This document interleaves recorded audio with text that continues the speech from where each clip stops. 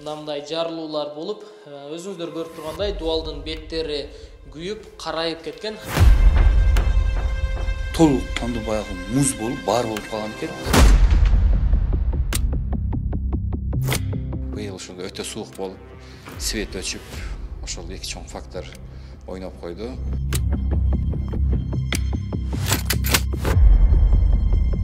Ош шаарындагы номер 29 Калинин атындагы орто мектепте окуу учурда онлайн жүрүп жатат. Класстар суук, мектеп бош. Адаттан тыш суук күндөрү билим уясында суу тоңуп, жылуулук түтүктөрү жарылган. Мындагылар жарылууга жарыктын өчүп калганы себеп болгондугун билдирип жатышат. Айтымдарында сууну айландыруу үчүн коюлган мотор электр энергиясыз иштебейт. Мындан улам суу айланбай жыйынтыгы жарылууга алып барган. Жарылган замат мектеп кызматкерлери менен жылуулук камсыздоо ишканасы биригип, абалды жөнгө салышкан. Биринчи себеби бул электр энергиянын үзгүлтүккө учурашы. Экинчи эң чоң себеби бул өтө аномалдуу, өтө катуу суук болду. Өзүңүздөр деле көрсөңүздөр керек. Ошол эки чоң фактор кичине системабызды токтотуп койду. Системабыз иштеп аткан, эми өтө жакшы болсо да иштеп аткан. Жылда эле чыкчу элек кыштан. Жакшы эле быйыл ушундай өтө суук болуп, свет өчүп, ошол эки чоң фактор ойноп койду. Шаардагы номер 23 Панфилов атында мектеп гимназиясынын жылытуу түтүктөрүндө дагы мындай жарылуулар болуп, өзүңүздөр көрүп тургандай дубалдын беттери күйүп, карайып кеткен. Бул жылытуучу түтүктөр бул жакка чейин созулуп турушу керек эле, бирок жарылуудан улам бардыгын кыркып кесип, сыртка алып чыгып коюшкан. Ал эми окуучулар болсо онлайн форматта окуп жатат.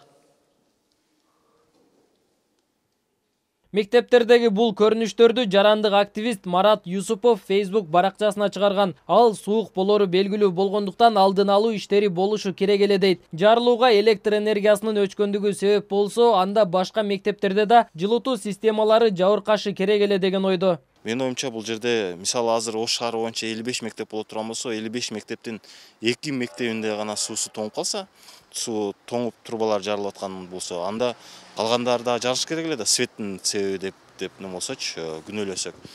Мен ойлоп атам, бул жерде светтин эле эмес, дагы башка адамдардын да күнөөсү бар го деп ойлойм. Чын-чынына келгенде буну баардыгыбыз эле билебиз да, көптөн бери болуп атканчы, көптөн бери колдонулуп аткан. Демек, бул жерде өз алдын ала каралган эмес да, кээрки маселелериндечи. Бирөө жооптуу болуш керек да. Менин ойлогонум, бак кичинекей кызматтык ишти кармаган, кызматтык ишти аткарган адамдар эмес, жооптураактары кичине моюн сунуп, жоопкерчилигин алса деген ойдомун да. Учурда шаар боюнча 6 мектеп онлайн форматта окуп жатат. Алардын 4-өсүндө жылуулук нормадан төмөн болуп жаткандыктан жабылган. Номер 23 Панфилов атындагы мектеп гимназиясынын жылытуу системасын толук алмаштырууга билим берүү башкармалыгынан 836 000 сом бөлүнүп, 3 күндүк тендер жарыяланыптыр. Жакын күндөрү калыбына келтирилет деп жооп беришти. Мындай жагдайда аралыктан окутуу жемишин бербегендей өңүт калтырууда. Мына онлайн окутуу бул боюнча онлайнда эми окууну каалап окуйм дегендер сөзсүз кандай болбосун окуйт. Баягы окууну каалабаган, баягы түткүлөп окуп жүргөндөрдү окутуш кыйын, анда деле мектепте деле, үйдө деле. Азыр мүмкүн болушунча онлайн бүткөндөн кийин мектептерде да кошумча сабактар өткөрүлүп, алар бир сыйра кайталоо жүргүзүлөт. Себеби бир эле жумалык болуп атпайбы? Бир жумалыкты бир жумада, 2 жумада жетиштирилип бүткөнгө аракет кылышат. Бул боюнча мугалимдерге тапшырмалар берилген. Бар жогу даяр азыр. Кошумча дополнительный кайталоо иштери жүргүзүлөт. Ош шаардык жылуулук камсыздоо ишканасы жарылуу болгон мектептерге барып, кырсыктын кесепетин жоюу иштерин алып барышкан. Каражат бөлүнсө 4 күн аралыгында калыбына келтирилиши мүмкүн. Мекеме жетекчилиги жарык өчпөсө жылуулуктан маселе болбойт дейт. Биз сунуш бердик, аны деле ошол жерде калыбына келтирип кайра өзүн оңдосок болот. Бирок чыгым аябай көп кетет. Биз эсептеп бердик, моундай болот. Ошон үчүн муну эми бул форс-мажор болуп атат. Ушуду эртең деле кайра тоңуп калышы мүмкүн, суук болуп калса, алмаштырайлы деп сунуш бердик. Канчада бүтүрө аласыңар деди. Биз аш тартибинде ашып барса бир ушу 4 күндүн ичинде жолго коебуз дедик. Биздин жылуулук камсыздоо ишканасы 200% даярбыз деп. Эгер электр энергиясы өчпөсө деген. Бүгүнкү күндө деле ошентип айта алам. Электр энергия өчүп атат. ошонун эгер өчпөсө эле маселе жок, жылдык берилип атат да. Ал эми бул мектеп калыбына келтирет. Андан сырткары эч жерде эч кандай мүчүлүштүк жок. Ош электр тармактар ишканасы каладагы электр энергиясы менен жылытылган отказандар өчүрүү графигине кошулбагандыгын билдирди. Ал эми мектептердеги аварияларга суук аба ырайы себепчи дешет. Мекеменин директору мектеп балабакчаларда мындай жагдайлар башка кайталанбайт деп убада берди.